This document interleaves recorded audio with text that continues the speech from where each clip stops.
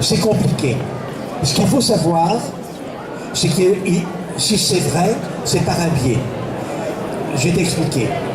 L'évolution des espèces utilise un seul mécanisme, un seul. C'est le succès et la meilleure aptitude à se reproduire. C'est-à-dire que ce que la nature conserve, ce sont les individus et leur lignage qui se reproduisent plus efficacement que les autres. C'est ça.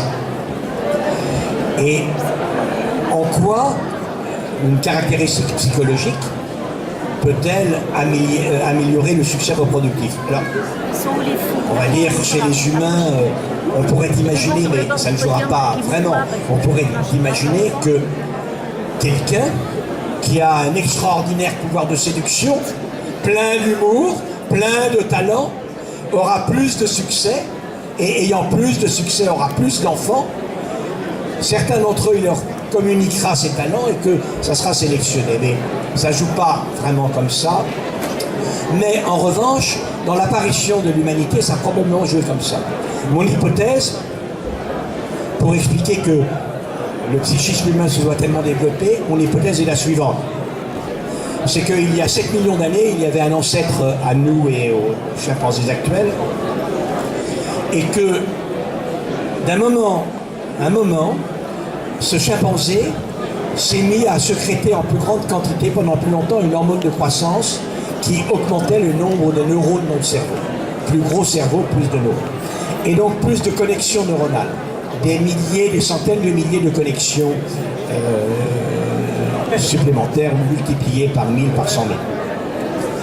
Ces connexions nouvelles ont conféré à cet individu un progrès considérable, c'est de pouvoir imaginer l'avenir. Et ça peut être un avantage sélectif. Pourquoi?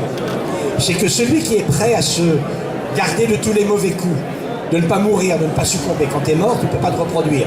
Donc évidemment, c'est très important de ne pas mourir pour se reproduire. Celui qui peut se garder de tous les mauvais coups, sur le présent, mais les animaux le font très bien, il a un succès reproductif. Mais celui qui peut non seulement se préparer de tous les mauvais coups du moment, mais également prévoir les dangers de l'avenir et se préparer à les éviter ou à les affronter, alors il risque d'avoir plus de descendance que les autres. Et selon moi, c'est ça qui explique que la conscience, le désir de liberté, etc., se soit développé dans l'humanité. Voilà. Allez-y les filles. Des lois du CCNE, des lois de bioéthique, qui empêchent de soigner des maladies qui, sans ces lois, pourraient être soignées. C'est ça la question. D'abord, le comité d'éthique ne promulgue pas, ne décide pas des lois.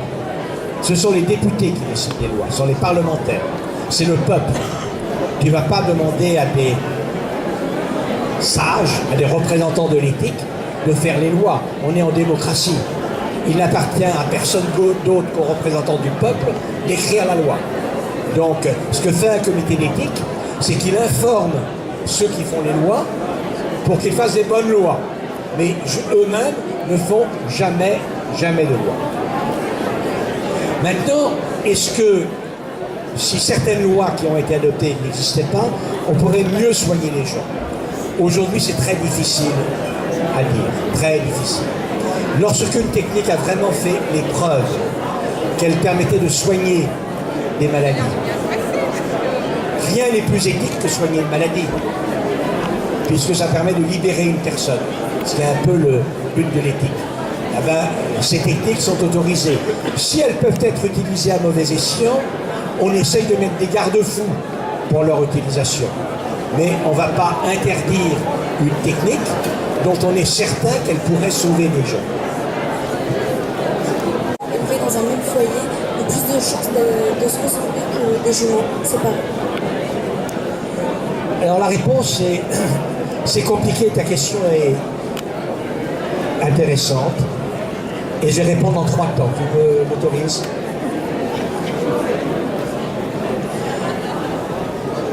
Tout d'abord, de manière tout à fait contre-intuitive. Vous êtes toutes les deux, j'imagine, des jumelles. D'ailleurs, j'arrive pas à vous distinguer. Vous êtes élevés ensemble. et vous avez 17-18 ans, et je fais des tests psychométriques, c'est-à-dire que je regarde votre ressemblance psychologique. J'observe que vous vous ressemblez, évidemment, mais pas tant que ça.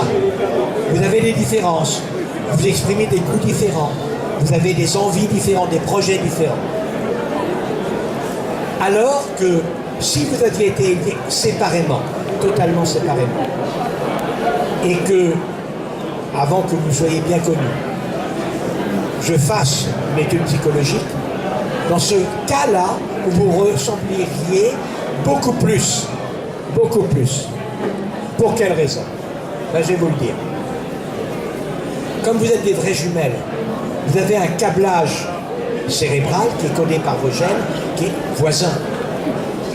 Et évidemment, ce câblage vous amène à réagir aux événements un peu de la même manière. Comme vous vous ressemblez comme deux gouttes d'eau, dans les yeux des autres, vous voyez l'une et l'autre un peu la même image. C'est-à-dire que vous avez des raisons et congénitales et acquises d'avoir une concordance psychologique. Mais si maintenant vous êtes élevés ensemble, très tôt, il y a un élément fondamental qui vous apparaîtra. Il faut que je me distingue de ma sœur. Je ne peux pas être indistinguable de ma sœur. Alors, vous serez capable de mobiliser toute votre volonté, toute votre énergie pour créer de la disparité, de la différence volontaire. Voilà quel est le phénomène. Chez les frères, c'est un peu intermédiaire entre cela. Les frères n'ont pas énormément de points communs, ils ont réellement une culture commune, mais eux aussi voudront se différencier. C'est moins difficile, car l'un des problèmes des jumeaux, c'est que la vision de l'autre est perturbée. Quand je regarde mon frère ou ma sœur, je vois bien que ce que je vois est différent du reflet de moi-même dans la glace. Vous autres, les vraies jumelles, l'image que vous renvoie la glace et l'image de l'autre, c'est pareil. Et ça, c'est perturbant, naturellement.